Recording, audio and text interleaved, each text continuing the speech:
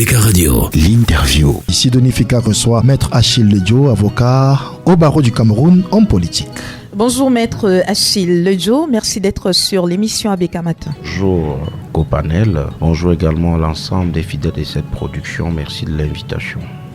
Maître Achille Ledjo, c'est la grande effervescence au sein du SDF qui prépare activement son prochain congrès. Mais avant d'arriver à l'élection du nouveau président national du SDF, les élections régionales se sont déroulées récemment dans un contexte, je ne dirais pas électrique, mais la compétition était très serrée.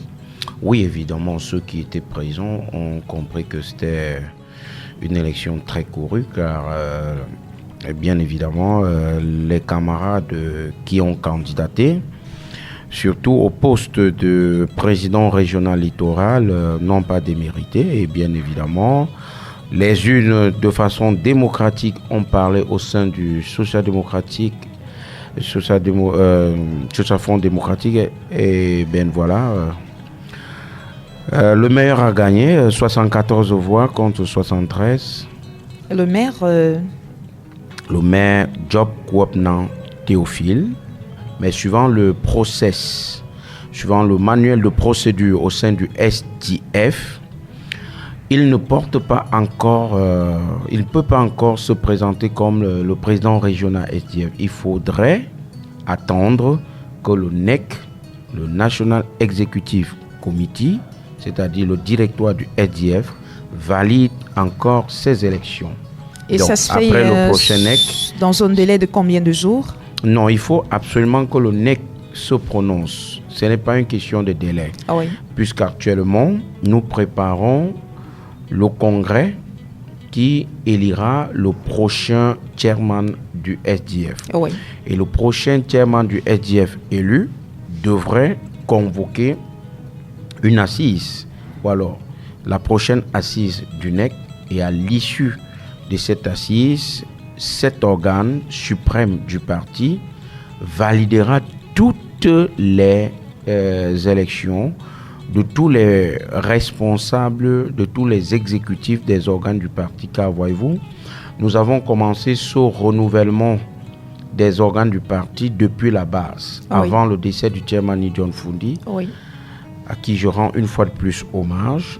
Nous avons commencé, disais-je tantôt, avec la base, notamment les exécutifs des cellules. Après, nous avons continué avec les exécutifs des circonscriptions électorales.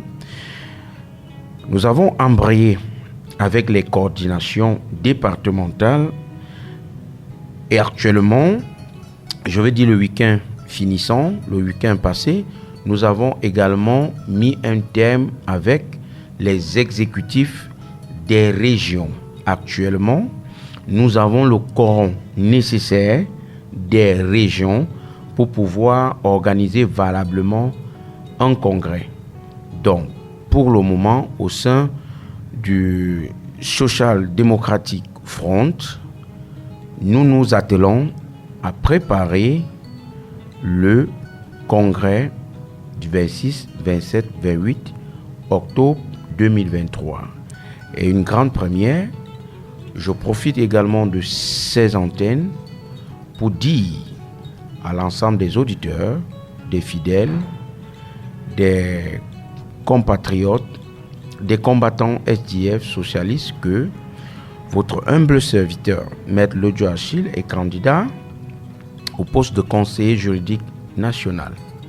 Et donc, Maître Achille Ledjo, qui est autorisé à participer et à déposer sa candidature pour être élu à la tête du Social Democratic Front sur le plan national?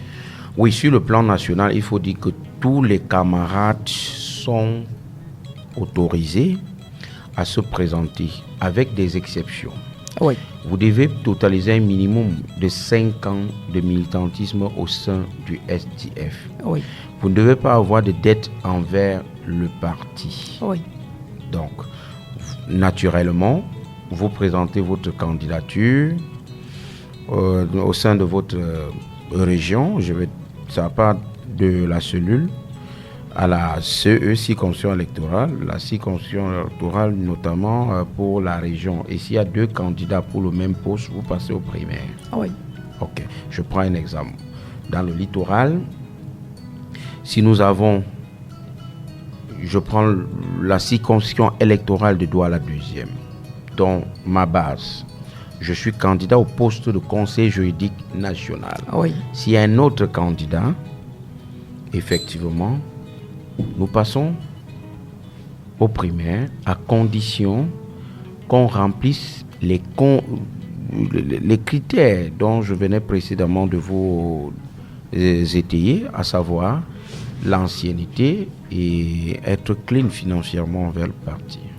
Maître Achille Lodjo, certaines personnes agitent déjà le spectre du hold-up électoral en prélude au prochain congrès du SDF, accusant par exemple le vice-président et honorable Joshua aussi de vouloir, d'avoir fixé des conditions qui lui sont favorables, qui vont permettre qu'il puisse accéder à la tête du parti national qu'est le SDF. Non, écoutez, soyons sérieux parfois. On peut tout reprocher à l'honorable Joshua aussi, mais parfois soyons un peu sérieux et donnons la bonne information au public. Ce n'est pas un individu qui décide au sein du SDF, c'est un organe qu'on appelle le NEC qui décide. Alors, à l'issue de l'une des réunions du NEC, il a été acté de ce que le congrès aura lieu, et bien évidemment pour ce qui est des cautions, et des propositions. Ils sont passés à 7 millions. Oui, des propositions ont été faites. Mais partir de 50 000 à 7 millions, est-ce que c'est pas too much? Pourquoi too much? Vous savez que les conseillers municipaux... C'est pour limiter en fait l'accès à ce poste. On est parti du simple pratiquement au... Je ne sais même pas comment je peux dire ça. 50 000 francs CFA comme frais et à 7 millions de francs CFA. Si les combattants... Non remboursables, semble-t-il. Oui. Si vous avez compétit, bien sûr. Ah oui, parce justement, que si vous déposez la candidature et oui. qu'on rejette, naturellement, automatiquement, on devrait vous retourner votre caution. Alors, pour la bonne gouverne de ceux qui nous écoutent, le poste de président national au sein du SDF, la caution, c'est 7 millions. Oui. Premier vice-président, 500 000. Deuxième vice-président, 400 000. Troisième vice-président, 300 000. Quatrième vice-président, 200 000. Cinquième vice-président, 100 000. Tous les postes titulaires, 100 000. Tous les postes des adjoints, 50 000. Alors. Non remboursable. Oui. Maintenant. En cas d'échec. Maintenant. Oui. Le débat, c'est qui a fixé ces montants? Justement. Qui a arrêté ces montants? Nous voulons comprendre. C'est le comité exécutif national. Pourquoi? Du SDF.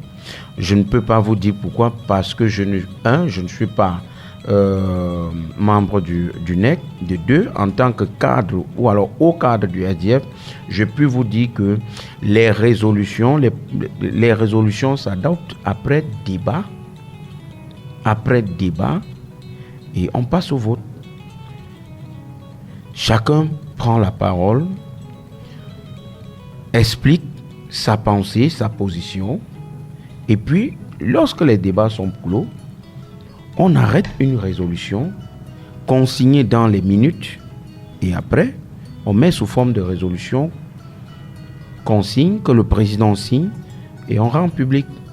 Donc à ce jour, on ne peut pas dire que c'est l'honorable Joshua aussi qui a fixé.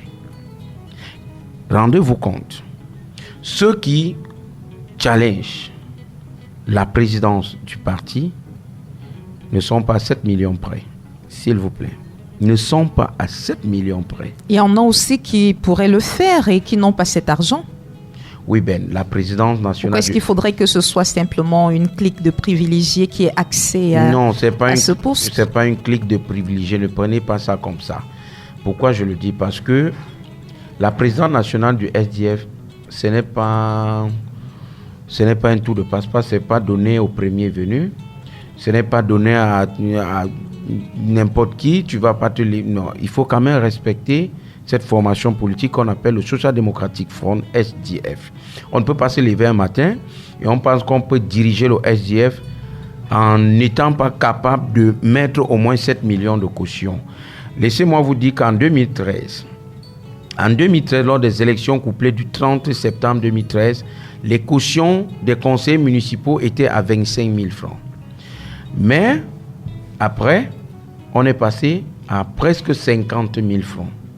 Pourquoi tout ça? Justement, d'autres, laissez-moi également vous dire qu'il est des Camerounais qui sont incapables.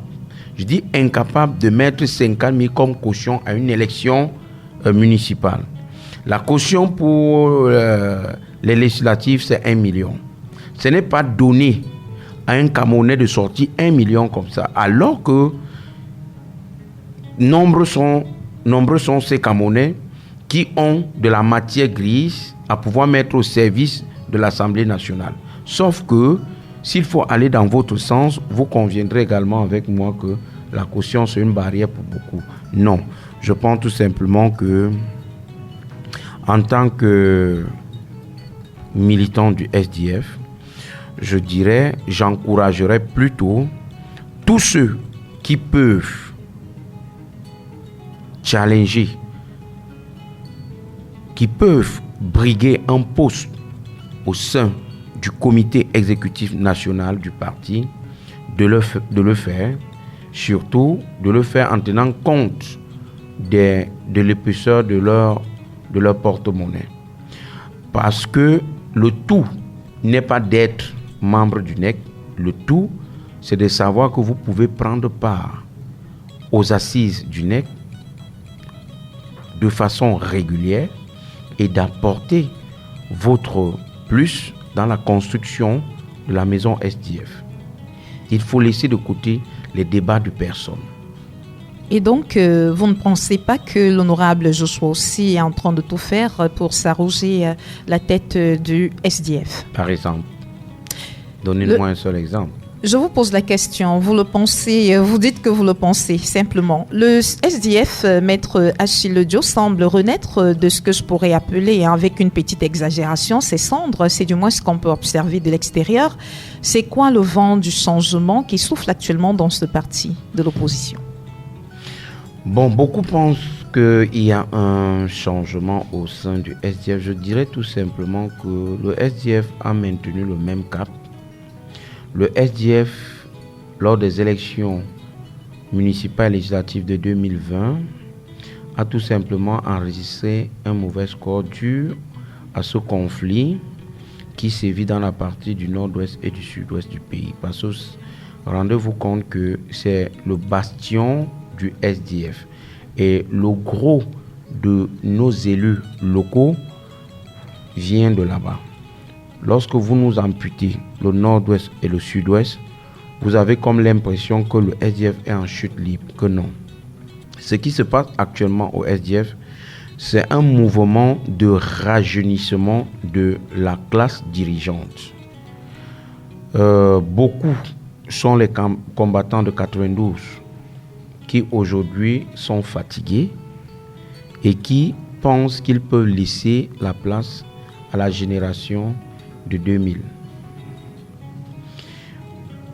Quand vous regardez la composition du NEC sortant, vous vous rendez compte que le chairman Ni John Fundi, même de son vivant, injectait déjà du sang neuf à des postes de haute responsabilité. C'est dans ce même élan que nous, jeunes socialistes, pensons que nous avons notre mot à dire. En 2000, lors du dernier congrès, j'avais envoyé ma candidature, toujours comme conseiller juridique national, sauf que la commission d'investiture n'avait pas cru bon retenir la mienne. Pourquoi? Parce qu'en face de moi, il y avait des avocats plus anciens au barreau et au niveau du NEC, il faut 10 conseillers juridiques nationaux.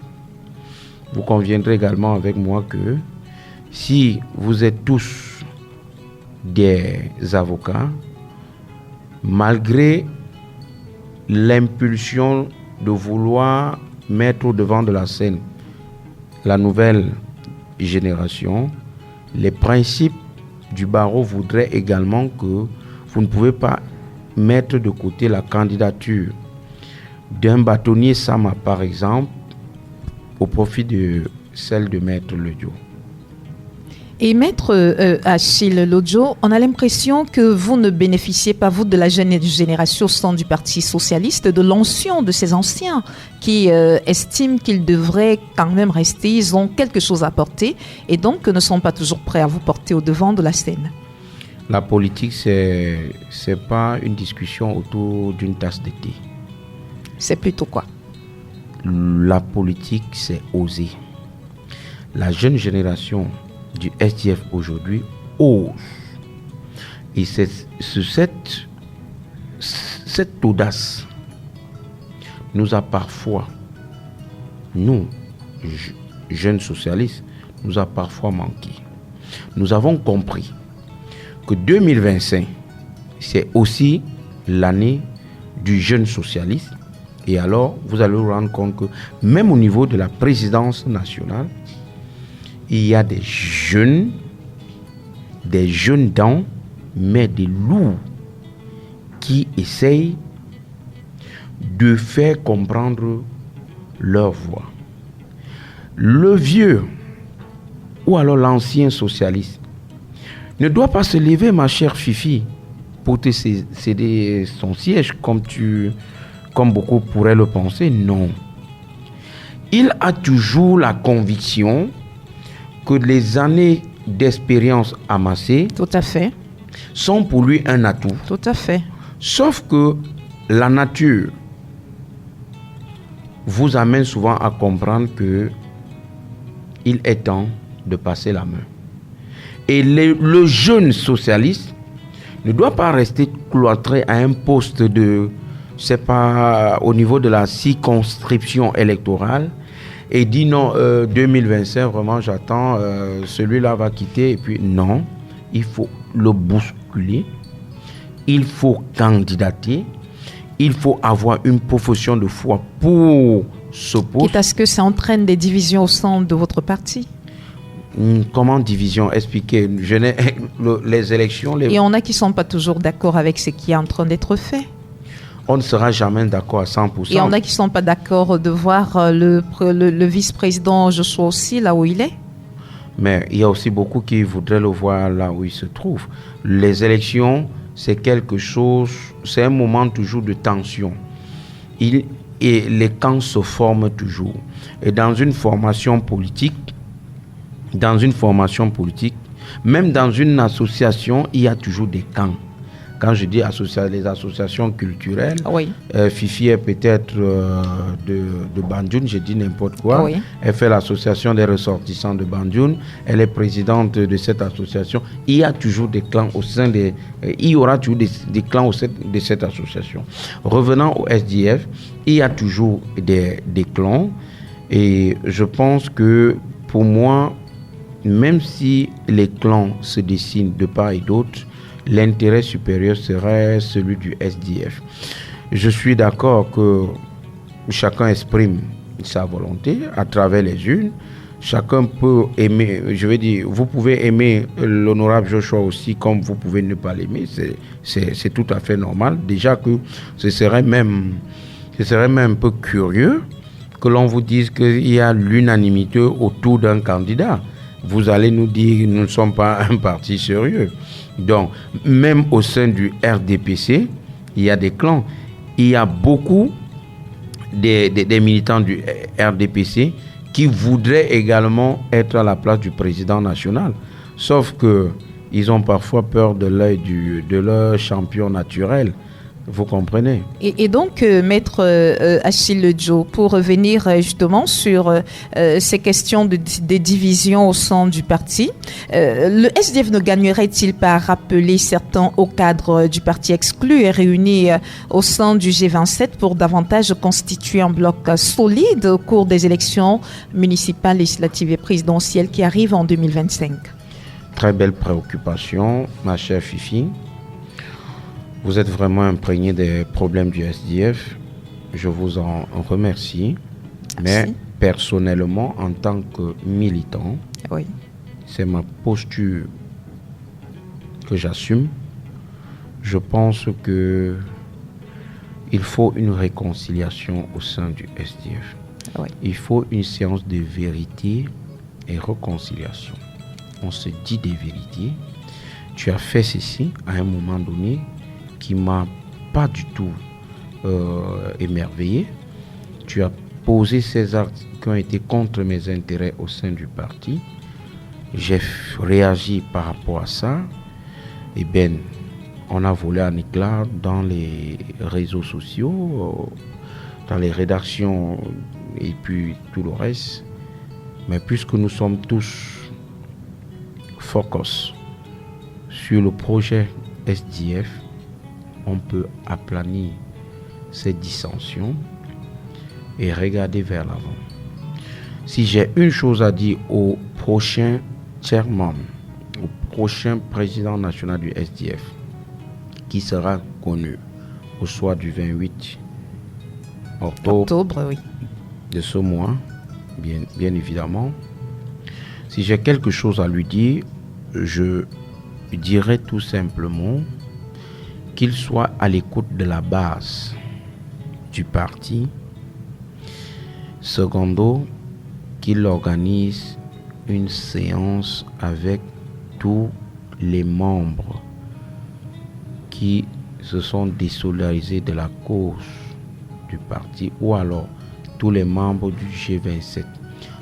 Ça va permettre à ce que le SDF sorte de ce sentier mal battu et pose les jalons d'un nouvel élan pour 2025. Le SDF gagnerait à ressouder ses rangs en appelant autour de la table tous nos combattants aujourd'hui appelés G27. Oui. Alors, ce sont les camarades du parti. Ils ont travaillé pour le parti. Ils ont également bénéficié du parti. Et je pense que leur mission au sein du parti n'est pas finie. Je voudrais également dire à ces camarades qui m'écoutent pour certains de ne pas faire la sourde oreille si jamais une main du directoire leur est tendue.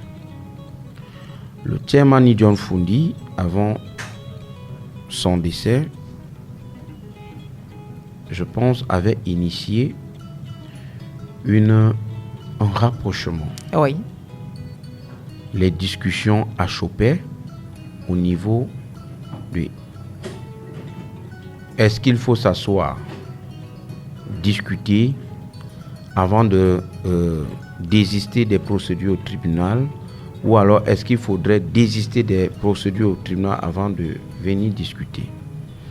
Sinon, si les armes n'étaient pas braquées de part et d'autre, je puis vous dire que le chairman John Fundi, aurait dû régler ce différend avant d'aller comme il nous a laissé. Mais, je le dis encore, le prochain chairman du SDF se doit d'être conciliant et d'écouter la base.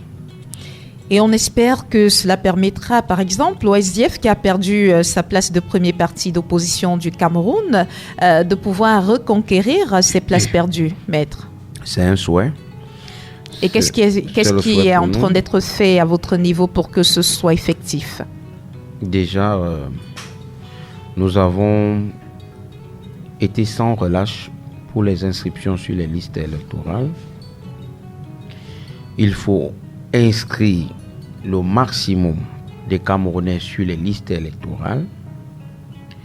Et bien évidemment, les responsables des organes au niveau local, j'entends par là les exécutifs des circonscriptions électorales et des cellules doivent également comprendre qu'une élection municipale, je m'arrête d'abord à ce niveau, c'est pas une élection, je veux dire c'est une élection de proximité. Oui. Et qui dit élection de proximité voudrait dire par exemple, au cas de Douala deuxième, vous devez monter une liste en mettant, c'est-à-dire que tous les quartiers s'y retrouvent. Oui.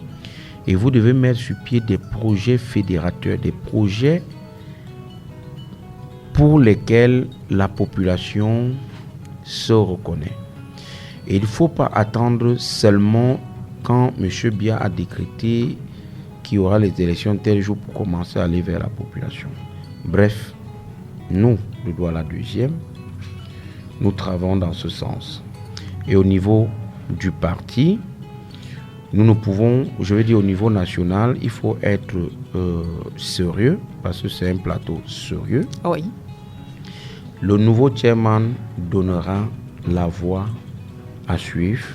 Le nouveau chairman pourra impulser sa politique suivant ce qu'il entend, comment il entend directionner ou redirectionner les actions de mobilisation. Et là, nous attendons. Et donc, Maître Achille Lodjo, on va aborder une question qui n'a rien à voir avec l'OSDF actuellement. La question des enseignants qui, depuis le 4 septembre 2023, font grève, revendiquent un certain nombre d'applications de mesures décidées par le président de la République et jusqu'ici rien n'est fait. Qu'est-ce que vous pensez de cette situation des enseignants du Cameroun ? Je vais d'abord dire que le gouvernement de la République du Cameroun est un gouvernement qui ne tient pas à sa parole. C'est un gouvernement qui, pour moi, c'est un gouvernement méchant. Alors, aux responsables de OTS, je vais d'abord leur dire ce que j'ai eu à leur dire par le passé. Le problème des enseignants, c'est les enseignants. On a lancé la première phase de OTS, ce que moi j'appelle OTS acte 1. Oui. OTS a fait ce que même les hommes politiques n'ont pas réussi à faire dans ce pays. Les enseignants ont réussi à mettre dos au mur le gouvernement du RDPC.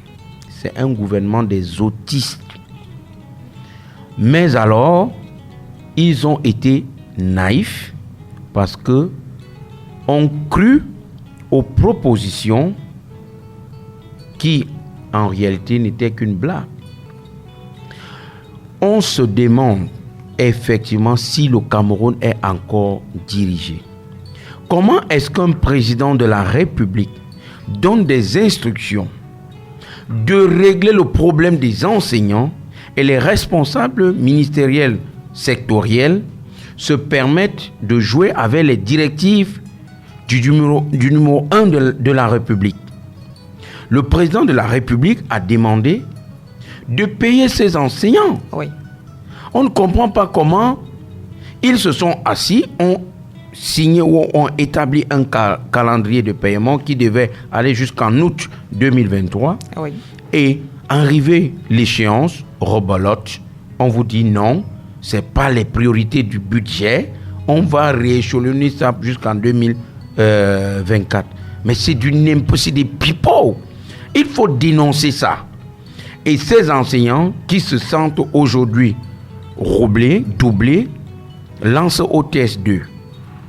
Sauf que, quand vous regardez encore, ce mouvement OTS ne concerne que les fonctionnaires, les enseignants du public. Ah oui. Dans notre ville Douala, vous allez catégoriser les établissements. Il y a le public, ça concerne OTS. Il y a le privé laïque, c'est-à-dire les écoles, les états qui pullulent partout. Et il y a les écoles privées confessionnelles. Ah oui. Les 5 ceci, 5 cela. Vous comprenez? Ça ne les concerne pas. Or, les mêmes OTS qui, dans leur établissement d'attache, vous disent « je suis OTS », les mêmes partent faire les vacations à côté. Vous comprenez un peu. Je vous dis, le mouvement OTS, personnellement, je suis solidaire des actions, des réclamations des enseignants, mais je leur dis d'être un peu plus sérieux lorsqu'ils entament des négociations avec le gouvernement de la République. Vous ne pouvez pas mettre en jeu le matricule de beaucoup de gens qui vous suivent dans votre mouvement et après, un beau matin, on comprend que vous avez décidé de surseoir au mouvement, soit dit-on, vous avez arrêté un calendrier. Les avancements doivent être automatiques. Est-ce que vous savez que même dans la préfectorale, les avancements ne sont pas automatiques? C'est curieux. Il faut signer le statut spécial de l'enseignant, autant pour moi. Vous pensez que ça va changer quelque chose à ce qui est fait actuellement, maître? Oui, parce que ce qui est actuellement, il n'y a pas de repère, il n'y a pas de boussole. On vous gère comme on veut. Le statut spécial de la police existe. Oui.